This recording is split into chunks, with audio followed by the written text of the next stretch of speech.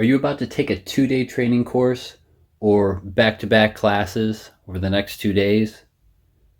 If you're wondering what you should bring, stay tuned. You're going to want to watch this video. Hey there. This seems like a lot of stuff, right? Well, I'll try to not overwhelm you. I'll break this down into categories. Some of these things are optional, but I just have them here so it gives you some ideas for some classes that you might be taking soon. These two classes that I'll be taking specifically are MDFI's low light handgun and low light long gun. They're consecutive classes, so it'll be multiple days. And with that, there's some special considerations apart from just a 1-day class. We'll get into that. We'll talk about the bag I have here for just clothing and toiletries, stuff like that. We'll talk about the bag I have here for gear, any type of support gear for the weapon systems that you're running. We'll talk about this ammo can I have here for ammo and any type of resupply type stuff in here. We'll also talk about some optional things like cleaning kits and tools, and then we'll get a little bit into this range bag for you to transport your long gun in and have all the stuff that you'll need for the range that you'll actually be taking to the range itself. The first two things we'll talk about are a tool bag and a cleaning kit. So first, let's talk about cleaning kits. There's two considerations for a cleaning kit, whether or not you should bring one for your class. First is going to be the round count of your classes. Second is going to be the weather conditions that you are foreseeing your classes to be in. Now, what you foresee and what actually happens could be two different things. First, we'll talk about round count. So if you have a really low round count class, you probably don't need to bring a cleaning kit. I would at the least bring lube just to make sure everything's lubed up and running. But if you're talking like less than 1,000 rounds per day, you're probably going to be okay with not bringing a cleaning kit. Now, if you are looking at 1,000 plus rounds a day in each one of your consecutive classes, then you want to bring a cleaning kit just so after the first day, you can clean your gun and then have it starting from 0 rounds again through the next day and multiple days, however many days you have. That's going to make sure that nothing's seizing up just from being all gunked up with carbon or whatever, especially if you're running a gun suppressed. The other consideration is going to be the weather. So if your weatherman is always right, congratulations, you're the only one. If it rains, you have to consider having a gun being wet all day and then sitting all night. That could lead to some corrosion, rust issues, and you don't want that, especially on whatever Gucci gun that you have. So it might be wise, even if it says it's going to be nice and you're hoping that it will be, to bring in cleaning kit just so if it rains all day, then you can, at the end of the day, clean your gun, take it apart, wipe it all down, lube it up, oil it up so that nothing rusts and you don't have any corrosion issues. Second is going to be the tools. Now, I have this big tool bag and it's got a lot of tools in it, but I don't necessarily need all of them. It's just kind of like, just in case I forgot something, it's already in there. I witness mark everything for my AR pistol and my pistol. All gun laws are an infringement. So these witness marks will tell me if anything is walking out or staying in place. If anything does walk out, I can pretty much solve all my problems with a flathead screwdriver or some type of Allen key. It's up to you how many tools you want to bring, but I would at least bring the bare minimum for the things that are attached to your gun and things that you might need to tighten down. Quick note, this is a lunch bag. It's insulated. If you are going to a class, most classes aren't going to provide meals, so you'll need to bring snacks and meals, a way of keeping stuff insulated or cool or whatever. So you're going to want that. Next thing we'll talk about is a bag for clothing and any type of overnight stay type stuff. So you got a hotel room, you're crashing at someone's place that lives near the training facility, cool. You're going to need clothing, you're going to need toiletries. This is a lifetime bag. I got it for free when I signed up, I think. I know I didn't pay for it. It's a duffel bag style bag, and I have a little spot for toiletries. I have a big main compartment for clothing, so socks, underwear, t-shirts, pants, shorts, swim shorts if there's a pool, flip-flops if there's a pool, or I don't want to put my bare feet on the carpet of the hotel room or the shower or the bathroom of the hotel room. Got all that stuff here. And for this stuff, I like to have basically like twice the amount I would need per day in case the class you're in during the day or during night, mine are night classes. If they rain all day and you're soaking wet, you want to be able to put on some nice dry clothes. That's nice. If for us having night classes, if there's any downtime during the actual daytime and we want to go out and do stuff, it'd be nice to have spare change of clothes for that. So that's all in here. Then what's nice about this being like a sporty duffel bag is that there's a separate compartment for shoes. So they probably think, oh yeah, you're gonna have gym shoes or basketball shoes or whatever. So it's a separate compartment that goes into the main compartment, but it's separated by some material. So the basketball shoes, I have the Merrell All Out Blazes. These are great. They have vibranium, so you have some very rare Marvel metallurgy going on here. They're waterproof as well, so for any classes that I take, which usually get rained on, these are great. And having these in here helps to free up space in my other bag for my gear, which we'll get into right now. Next thing we'll talk about will be a bag for your gear. Now you might be able to fit all of your gear and your luggage or clothing in one bag. That's great. There are some pros and cons to that, so you might want to have a separate one so that you can keep all your overnight stay stuff in one place and then just take a separate bag to the class during the day or during the night, whenever it is. I've opted to do that just to keep everything nice and organized and separated.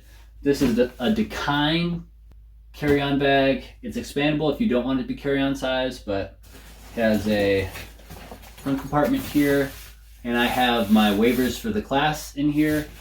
Depending on what class you're taking, you might need a waiver for the range itself, absolving liability, and then a waiver for the class itself and the instructors of the class absolving liability, death, bodily injury, etc. That kind of fun stuff.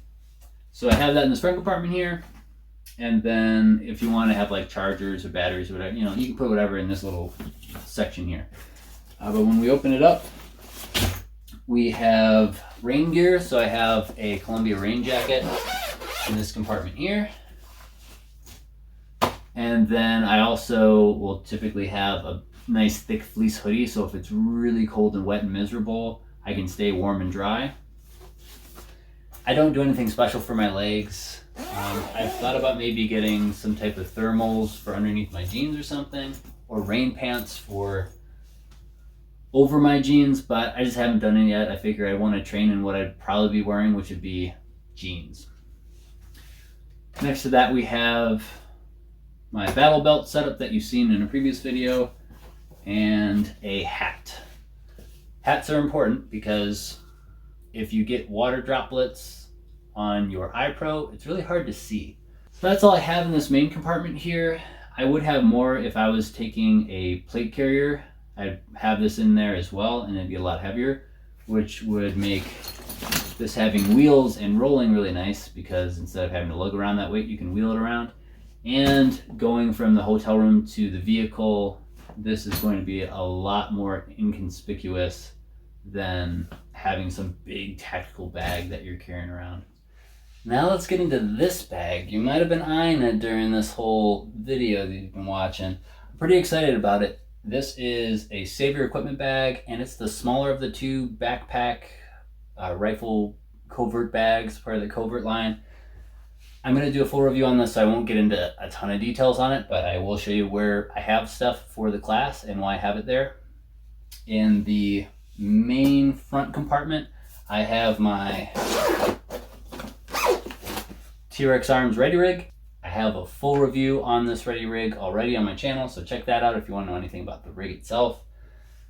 I have this in here just because it fits in here, so I don't need to put it in my gear bag, and I have it in here also because it keeps it separate from the handgun only stuff that I have going on in that other bag, because the first day of my training is going to be solely handgun, and then the next day is going to incorporate rifle. So it's just a way to keep it organized, but I still have that to say, you can fit this in here, so that's cool.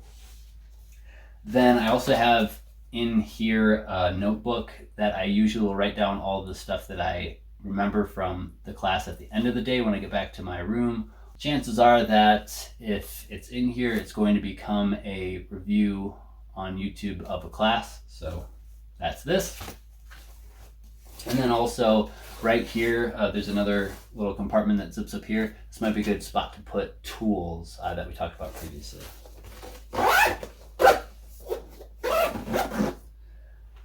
In this little compartment up here is where I keep my eye pro, ear pro, gum, chapstick, that sort of stuff. And then on the inside is where I have the AR pistol. A couple nice things about this being a backpack are that one, you can carry your long gun and your hands free. So for me, I can have this on my back on the second day of my classes, and then I can have my ammo can in one hand and my battle belt in the other. So I can make one trip, because if you're a guy, you know that you have to do everything one trip. You can't make multiple trips. It's just not manly. So that's cool. Also, being that this is the covert line, it doesn't have any molly on the outside that screams tactical. It's not, I wouldn't say it's the most covert thing. You could get like a long hiking bag and that would look less conspicuous than this, because this is like a flat, really tall backpack, which is kind of weird, but most people are oblivious to the world around them anyway, and they're not going to notice. This is probably a better bag to go to and from a hotel room to your vehicle with than something with a bunch of molly on it and a bunch of tactical patches on it. We're getting to the home stretch here. Now let's talk about the ammo can and what I have in there and why. Would you believe me if I told you for a 2-day low light class, I have all of the ammunition I need and a bunch of other stuff for low light in this ammo can? If you guessed yes, you would be correct. Let's show you what's inside. Again, this is going to be more specific to some low light stuff, but it'll also apply to someone that's just taking multiple day classes. Oh. First up, we have a TLR HL, TLR1 HL from Streamlight with fresh batteries in it. If you're taking low light classes, I recommend that you put fresh batteries in all of your illumination devices so that you don't have to spend time in the dark messing with batteries, or at least not have to do that often. Chem lights are required for the low light classes that I'm taking. So in our case, we have to have the red chem lights. I have a couple ways of attaching chem lights. I have this Velcro piece. I actually have 2 of these Velcro keeper things that have elastic. These were mentioned in the Trx Arms Ready Rig review. So if you want to know more about these and the chem lights, they're in that. I also have these little keepers if I don't have a way of attaching via Velcro or other means. Next, we have a little baggie that contains batteries for my red dot for my handgun, batteries for my red dot for my AR pistol, batteries for my flashlights, and a charger for an 18650 battery for one of my flashlights that's dual fuel, as well as a microfiber cloth and chapstick. If you've seen my Foundation handgun review, you probably recognize this bag. This is to hold my carry ammo, which is Federal 147 grain HSTs. The idea is you're going to carry on your way to the class, and you're going to carry after you leave the class. So you need a place to put all of your carry ammo. That's what this bag is for. And again, besides the 2 chem lights I have, they're 12-hour chem lights, so I should only need 4 for a 2-day class, but just in case, I brought a few extra. As well as extra batteries, little mag loader guy. This is just the Glock one that you get with your handgun when you buy a Glock. And the rest of this is ammo. So I have all of the ammunition I need for my pistol only class in here, as well as the small amount of transitioning to pistol and rifle mags for my low light long gun class in here. And the way that I've set this up is when I have just a big bag here, and then I have reused boxes here for my 9mm, and underneath this I have a bunch of rifle mags preloaded. The idea is to have a bunch of preloaded magazines so I don't have to load the magazines during the class, during the breaks.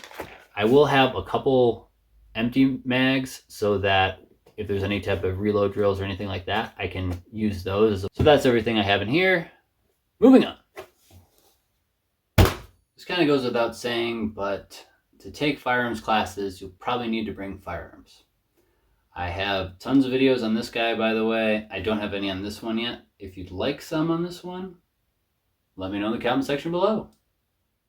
You want to make sure you bring water and a way of holding the water, or whatever liquid you have, whatever whiz-bang additives you put in water or Gatorade or whatever. Again, if you've done all the other things that I've talked about, you'll actually have time to drink water, go to the bathroom, all that stuff. Water is very important. I would say it's essential.